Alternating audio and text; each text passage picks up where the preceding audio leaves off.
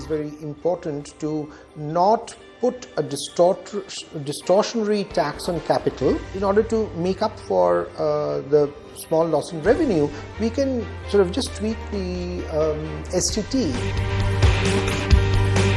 For us to go back and say we will change the law on a retrospective basis is like is like taking a pistol and then shooting ourselves.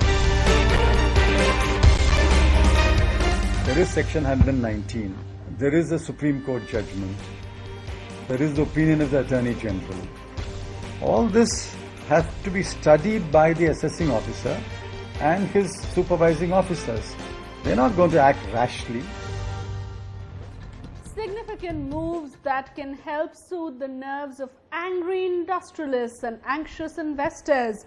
The Parthasarthi Shome panel, in its draft report submitted on Saturday, has proposed deferring the rollout of the controversial tax avoidance law GAAR by 3 years. This has been followed by an assurance from none other than Finance Minister P. Chidambaram that there will be no rash decision on the Vodafone case. So is there a clear move towards softening the budget blow? That's the topic of discussion on We Mean Business tonight.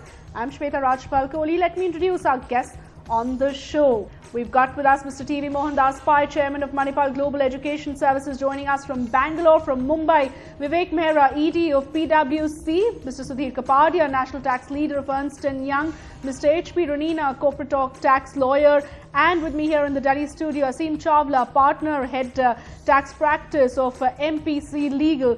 Many thanks all of you for joining us, and we will start the discussion both on what's the way forward really with regard to GAAR, as well as what's going to happen to all those retrospective changes that were introduced in the budget. But first up, let's take a look at what Mr. Shome had to say to my colleague Sapna Das after he submitted that very critical report. Let's listen in. There was zero pressure. There was nothing. The committee discussed it, and on the basis of our stakeholder discussions, we saw, of course, some stakeholders said 5 years, 7 years, some said never, but some said, yeah, they expected it to come, but some preparations are necessary. So it was an entirely committee-motivated recommendation. So I can honestly tell you there was zero there was pressure nothing from the government yes, side. No, on this. I feel that this is the correct thing to do. Annex 6 of the report will tell you the whole list of countries that we've looked at where, in fact, capital gains tax on listed securities is 0% today. And we have to be internationally competitive in terms of drawing investment. Our current account deficit in the balance of payments is in deficit. We need investment for the capital account. I'm looking at it from a macro picture, but we also need it for investment, for our growth. Our growth has now receded. So from these points of view, I think that it is very important to not put a distortionary tax on capital, which is internationally competitive environment, creating an internationally competitive environment, and in order to make up for the small loss in revenue, we can sort of just tweak the STT, the Securities Transactions Tax, a little bit, because that is just even collected at the point of transaction. There's not much that one can do in terms of tax arrangements and avoidance arrangements. So in one go, you get rid of a major issue and solve it in terms of revenue loss through something relatively simple. So that's how we came to that recommendation. Right, sir. Roughly around 3,000 crores is the tax loss or tax expenditure, the way you would like to put it, in terms of removal capital gains for resident investors. For the foreign institutional investors, the tab would be slightly higher, somewhere around 10,000 crores. Check me, sir, if I'm wrong. So we are looking at a net loss of around 13 to 14,000 crores in case the government decides to accept this recommendation and do away with capital gains tax. You think that's feasible, sir?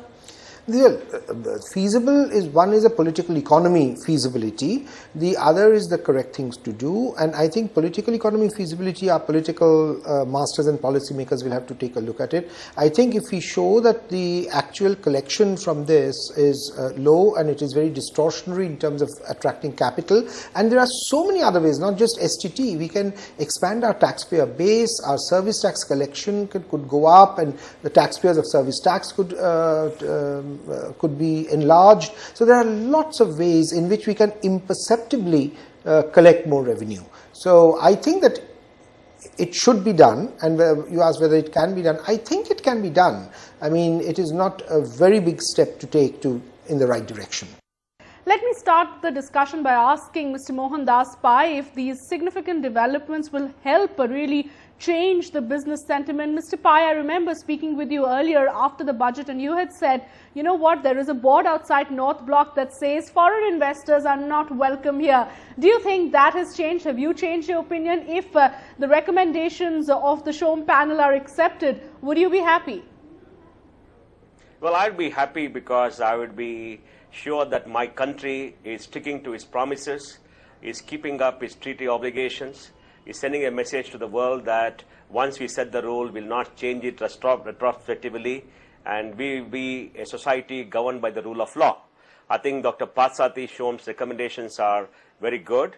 They've been done after great deliberations, and he has brought back some sanity to what the finance minister had done in going the other way. So I think I am reassured, but I would like the government of India to accept this report and to notify it. But Shweta, I am concerned about one other issue in a similar ground, that is our finance minister now egging on the tax department to collect more. Now, they made a very unrealistic budget assumption, and once you egg the tax officials to collect more, there will be very many perverse judgments, perverse assessment, and they will try to increase your taxable income and try to collect more because they have a budget to target to meet. So I think this is one part of the problem. The other part of the problem, the admission problem, should also be solved. India's #1 news app just got even better.